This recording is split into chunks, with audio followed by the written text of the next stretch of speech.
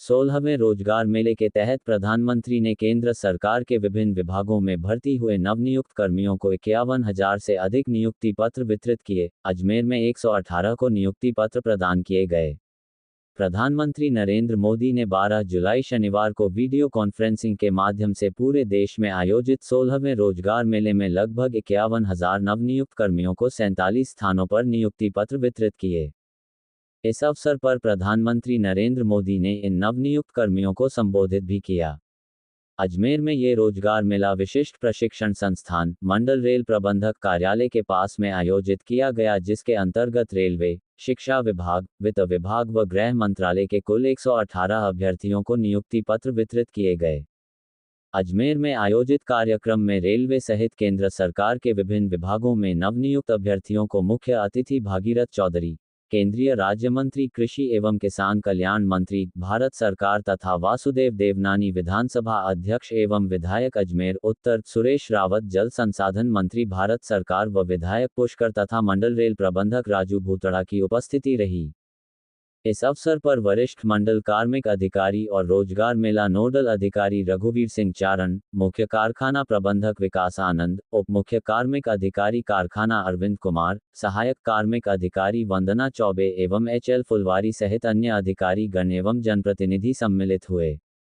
देश भर से चुने गए नवनियुक्त कर्मियों को रेलवे के विभिन्न विभागों जैसे संकेत एवं दूरसंचार, इंजीनियरिंग, यांत्रिक, बिजली, कैरेज वर्कशॉप, लोको वर्कशॉप, इलेक्ट्रिक वर्कशॉप आदि में तकनीशियन के पद सहित भारत सरकार के अन्य विभागों में विभिन्न पदों पर चयनित अभ्यर्थियों को नियुक्ति पत्र प्रदान किए गए।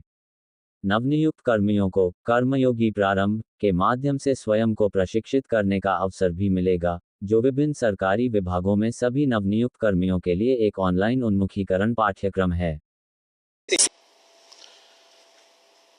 केंद्र सरकार में युवाओं को पक्की नौकरी देने का हमारा अभियान निरंतर जारी है और हमारी पहचान भी है बिना पर्ची बिना खर्ची। आज 51,000 से अधिक युवाओं को नियुक्ति पत्र दिए गए हैं। ऐसे रोजगार मेलों के माध्यम से अब तक लाखों नौजवानों को भारत सरकार में परमानेंट जॉब मिल चुकी है।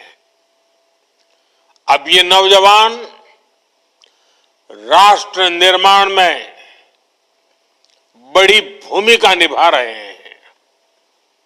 आज भी आप में से कई ने भारतीय रेल में अपने दायित्वों की शुरुआत की है। कई साथी अब देश की सुरक्षा के भी प्रहरी बनेंगे। डाक विभाग में नियुक्त हुए साथी गांव-गांव सरकार की सुविधाओं को पहुंचाएंगे। कुछ साथी हेल्थ फॉर ऑल मिशन के सिपाही होंगे। कई युवा फाइनेंशियल इंक्लूजन के इंजन को और तेज करेंगे और बहुत से साथी भारत के औद्योगिक विकास को नई रफ्तार देंगे। आपके विभाग अलग अलग हैं, लेकिन ध्येय एक है। और वो कौन सा ध्येय? हमें बार बार याद रखना है, एक ही ध्येय है। विभाग कोई भी हो, कार्य कोई भी हो, पद कोई भी हो, इलाका कोई भी हो, एक ही ध्येय, राष्ट्र सेवा। सूत्र एक, नागरिक प्रथम, सिटीजन फर्स्ट। आपको देश के लोगों की सेवा का बहुत बड़ा मंच मिला है। मैं आप सभी युवाओं को जीवन के महत्वपूर्ण पड़ाव पर इतनी बड़ी सफलता के लिए बहुत बहुत बधाई देता हूं। आपकी इस नई यात्रा के लिए मेरी तरफ से आपको बहुत बहुत शुभकामनाएं हैं। साथियों, आज दुनिया मान रही है कि भारत के पास दो असीमित शक्तियां हैं। एक डेमोग्राफी, दूसरी डेमोक्रेसी, यानी सबसे बड़ी युवा आबादी और सबसे बड़ा लोकतंत्र। युवाओं का यह सामर्थ्य हमारी भारत के उज्जवल भविष्य की सबसे बड़ी पूंजी भी है और सबसे बड़ी गारंटी भी है। और हमारी सरकार इसी पूंजी को समृद्धि का सूत्र बनाने में दिन रात जुटी है। आप सबको पता है, 2 दिन पहले ही मैं 5 देशों की यात्रा कर करके लौटा हूं। हर देश में भारत की युवा शक्ति की गूंज सुनाई दी।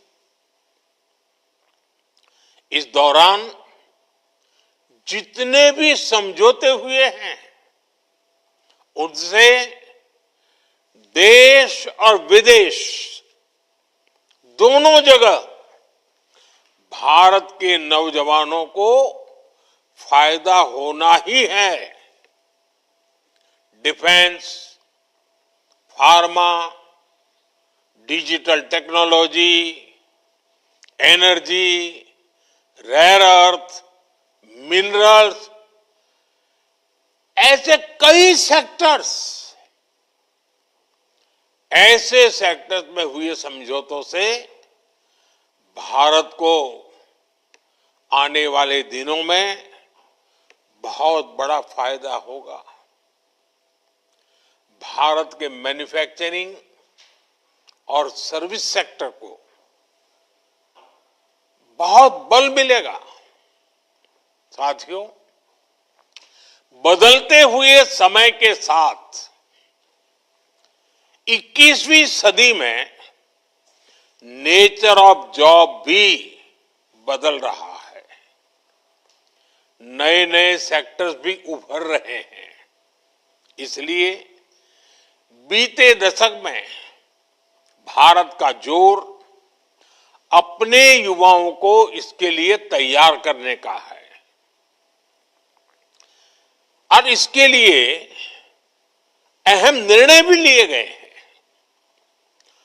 आधुनिक जरूरतों को देखते हुए आधुनिक नीतियां भी बनाई गई हैं।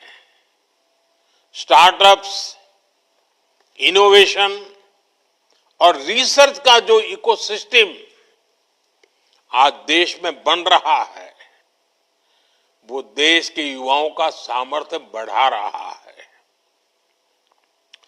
आज जब मैं नौजवानों को देखता हूं कि वे अपना स्टार्टअप शुरू करना चाहते हैं, तो मेरा भी आत्मविश्वास बढ़ जाता है।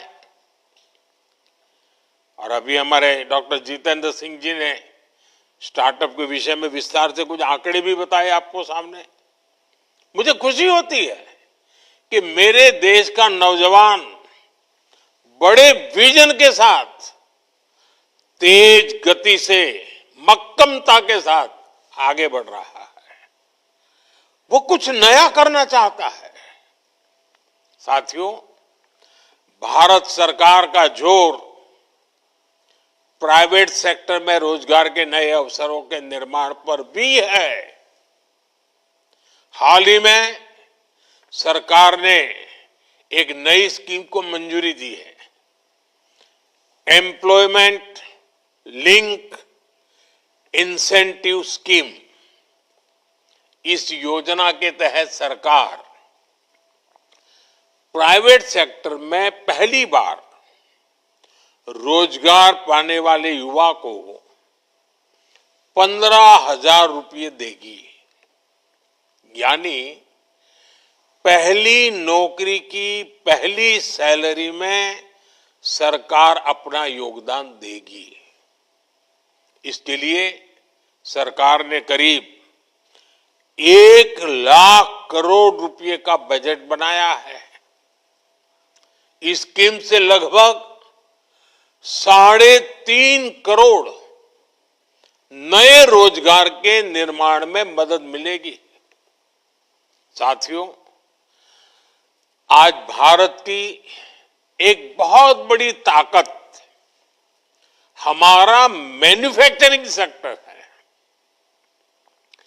मैन्युफैक्चरिंग में बहुत बड़ी संख्या में नई नई जॉब्स बन रही है। मैन्युफैक्चरिंग सेक्टर को गति देने के लिए इस वर्ष के बजट में मिशन मैन्युफैक्चरिंग की घोषणा की गई है। बीते सालों में हमने मेक इन इंडिया अभियान को मजबूती दी है। सिर्फ पीएलआई स्कीम से उससे ही 11 लाख से अधिक रोजगार देश में बने हैं। बीते सालों में मोबाइल फोन और इलेक्ट्रॉनिक सेक्टर का अभूतपूर्व विस्तार हुआ है। आज करीब 11 लाख करोड़ रुपए की इलेक्ट्रॉनिक्स मैन्युफैक्चरिंग हो रही है। 11 लाख करोड़।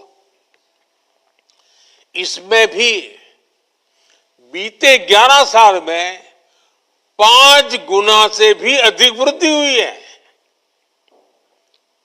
पहले देश में मोबाइल फोन मैन्युफैक्चरिंग की 2 या 4 यूनिट थी, सिर्फ 2 या 4। अब मोबाइल फोन मैन्युफैक्चरिंग से जुड़ी करीब 300 यूनिट्स भारत में है और इसमें लाखों युवा काम कर रहे हैं। वैसा ही एक और क्षेत्र है और ऑपरेशन सिंदूर के बाद तो उसकी बहुत चर्चा भी है, बड़े गौरव से चर्चा हो रही है, और वो है डिफेंस मैन्युफैक्चरिंग। डिफेंस मैन्युफैक्चरिंग में भी भारत नए रिकॉर्ड्स बना रहा है। हमारा डिफेंस प्रोडक्शन 1.25 लाख करोड़ रुपए से ऊपर पहुंच चुका है। भारत ने एक और बड़ी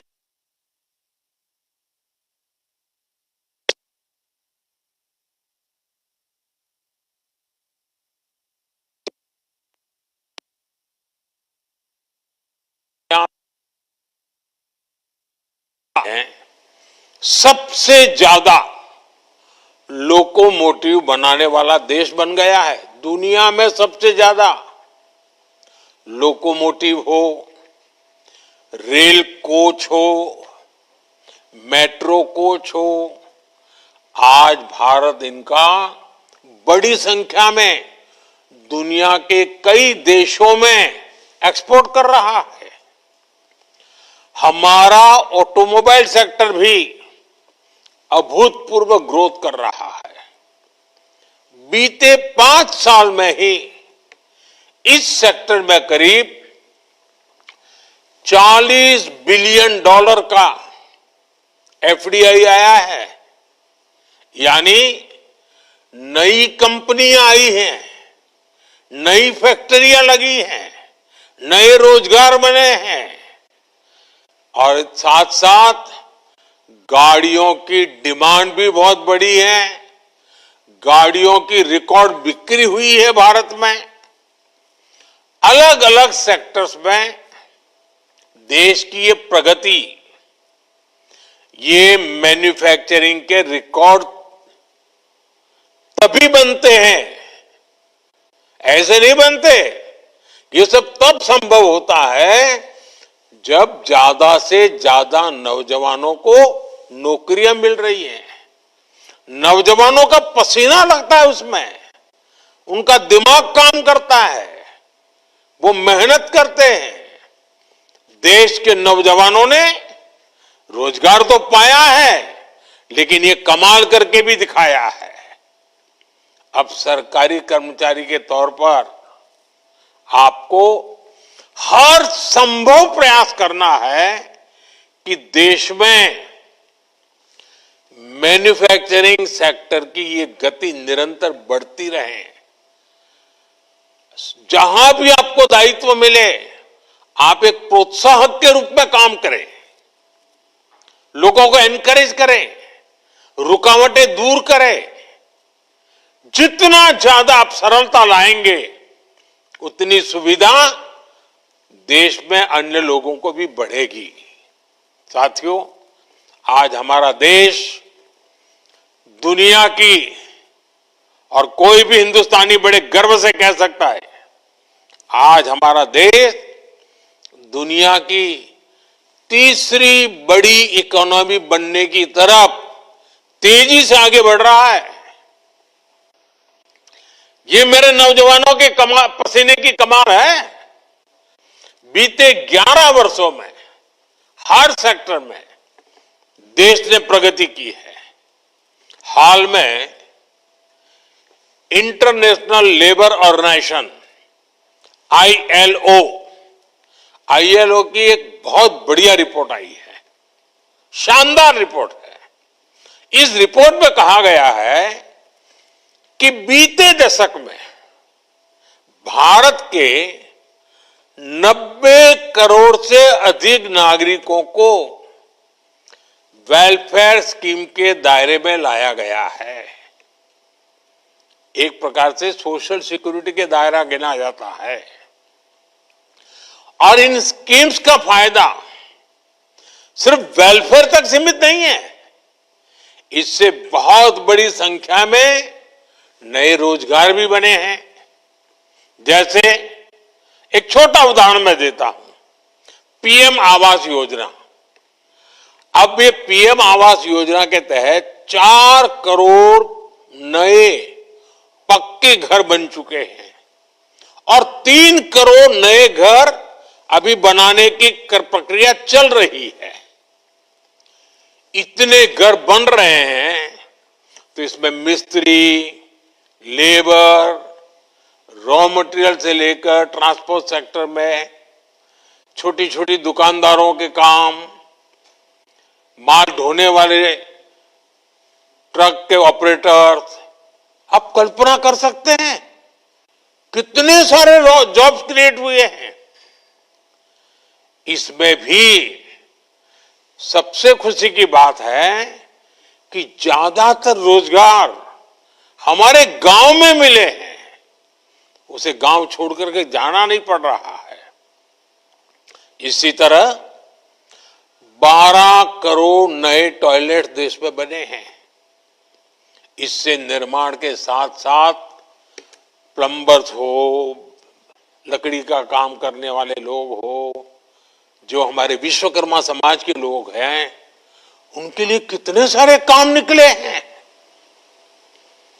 यही है जो रोजगार का विस्तार भी करते हैं, प्रभाव भी पैदा करते हैं। ऐसे ही आज 10 करोड़ से अधिक नए, मैं जो बात बता रहा हूं नए लोगों की बताता हूं, नए एलपीजी कनेक्शन देश में उज्ज्वला स्कीम के तहत दिए गए हैं।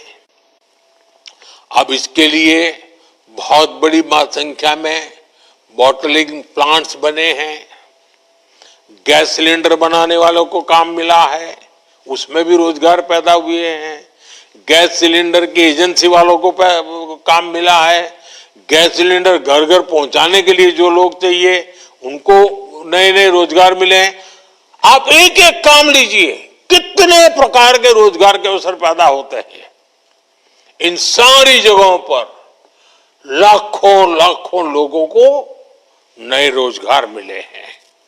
साथियों, मैं एक और योजना की भी चर्चा करना चाहता हूं। अब आपको पता है ये योजना तो यानी कहते हैं ना पांचों उंगली घी में, या तो कहते हैं कि दोनों हाथ में लड्डू, ऐसी है पीएम सूर्यघर मुफ्त बिजली योजना। सरकार आपके घर की छत पर यानी रूफटॉप सोलर प्लांट लगाने के लिए एक परिवार को एवरेज करीब करीब 75,000 रुपए से भी ज्यादा दे रही है।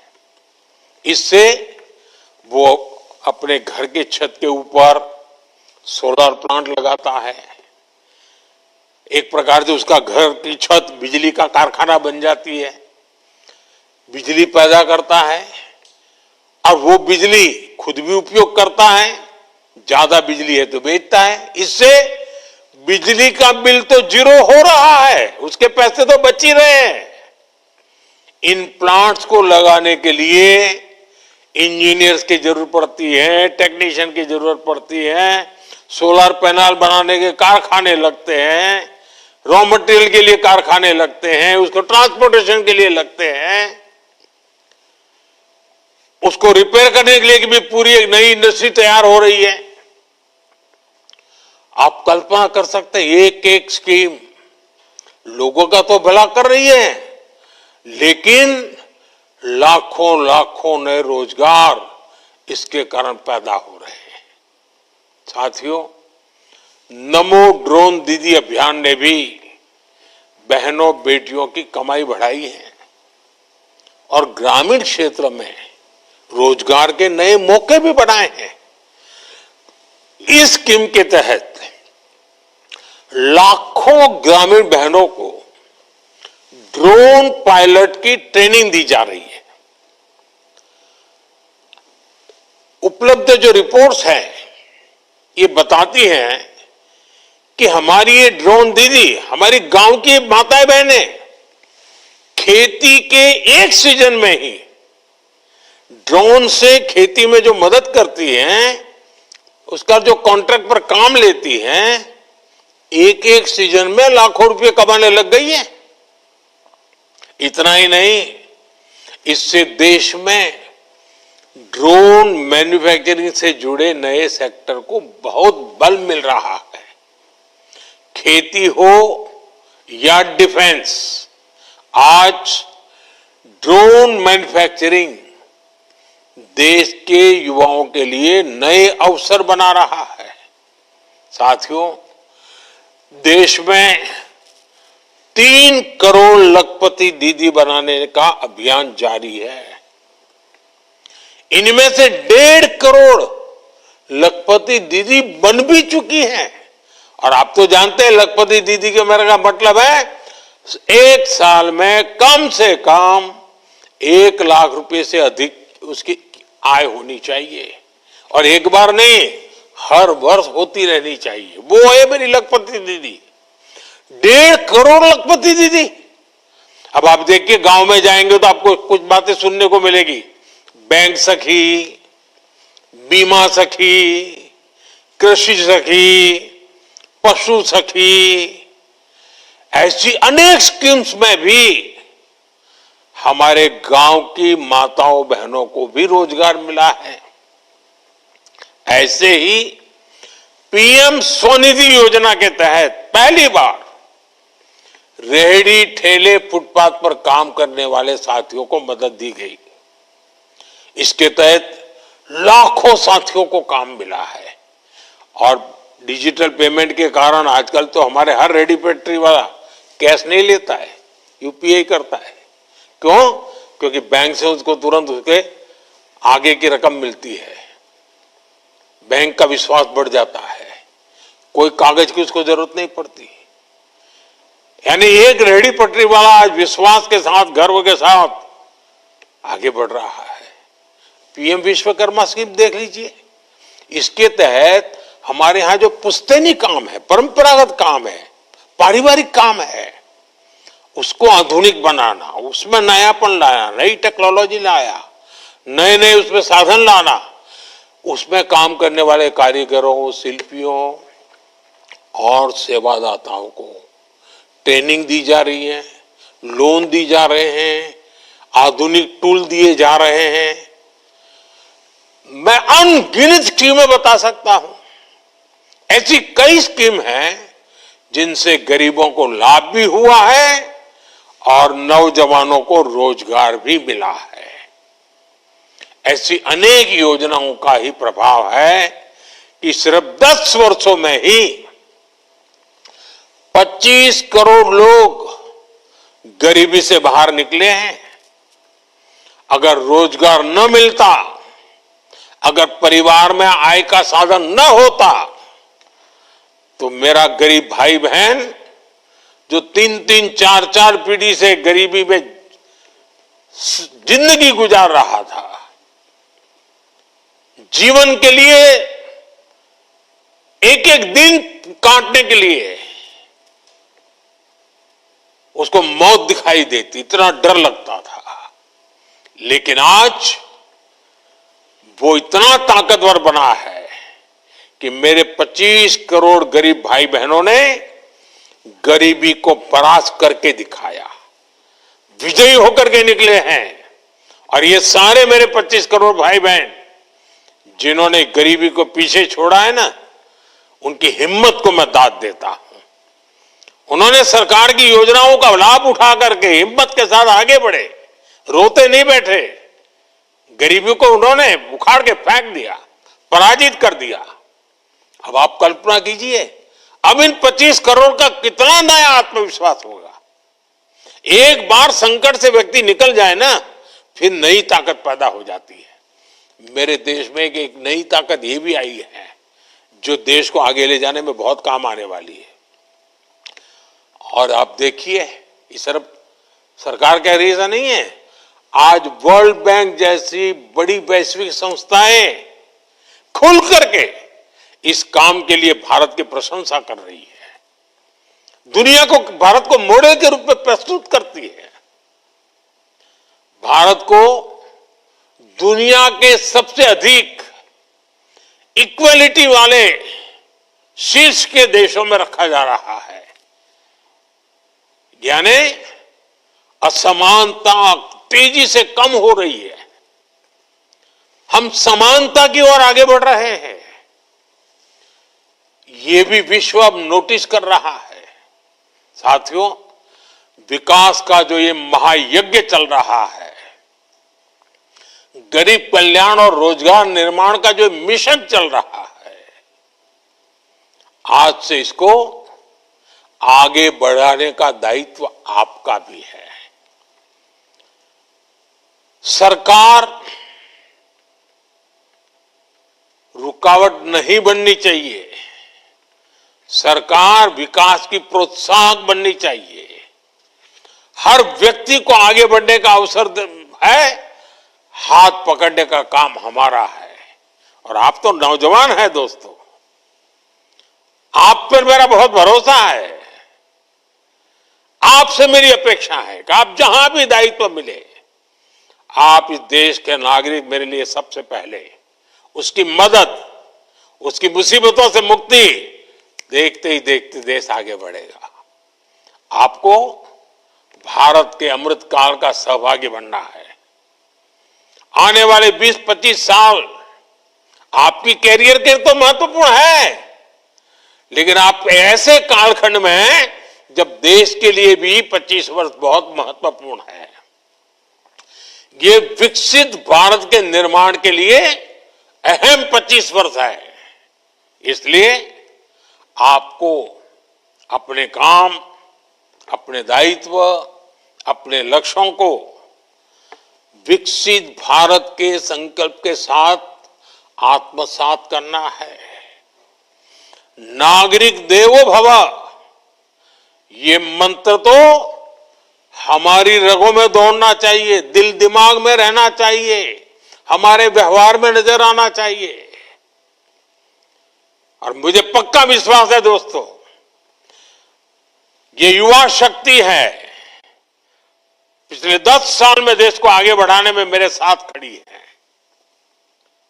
मेरे एक एक शब्द को देश की भलाई के लिए उन्होंने जो भी कर सकते हैं किया है, जहां है वहां से किया है। आपको मौका मिला है, आपसे अपेक्षाएं ज्यादा है, आपकी जिम्मेवारी ज्यादा है, आप करके दिखाएंगे, ये मेरा विश्वास है। मैं एक बार फिर आपको बहुत बहुत बधाई देता हूं। आपके परिवारजनों को भी मैं बहुत बहुत शुभकामनाएं देता हूं और आपका परिवार भी उज्जवल भविष्य का अधिकारी है। आप भी जीवन में बहुत प्रगति करें। आई गॉट प्लेटफॉर्म पर जाकर के लगातार अपने आप को अपग्रेड करते ही रहे। एक बार जगह मिल गई, चुप बैठिए मत, बहुत बड़े सपने देखिए, बहुत आगे जाने के लिए सोचिए। काम कर करके, नया नया सीख करके, नया नया परिणाम ला करके प्रगति भी कीजिए। आपकी प्रगति में देश का गौरव है, आपकी प्रगति में मेरा संतोष है। और इसलिए मैं आज जब आप एक नए जीवन की शुरुआत कर रहे हैं, आपसे बात करने के लिए आया हूं, शुभकामनाएं देने के लिए आया हूं और बहुत सारे सपनों को पूरा करने के लिए अब आप मेरे एक साथी बन रहे हैं। मेरे एक निकट साथी के रूप में मैं आपका स्वागत करता हूं। आप सबको बहुत बहुत धन्यवाद, बहुत बहुत शुभकामनाएं।